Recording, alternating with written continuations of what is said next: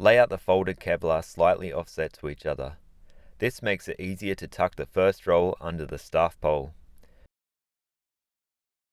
Now place the staff pole beside the upper layer and begin to roll it tightly. Always keep a firm downward pressure while rolling to keep the wick tight.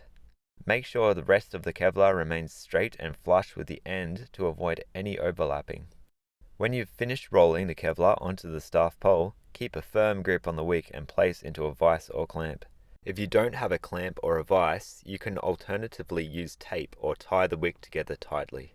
For this example of a 4-inch wick, there will be 3 screws, so we begin in the middle to prevent the wick from moving to one side.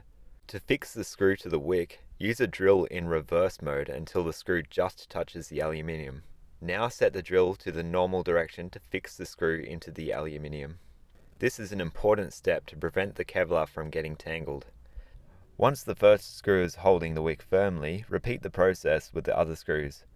For this 4-inch wick, we're using 2 more screws on either side.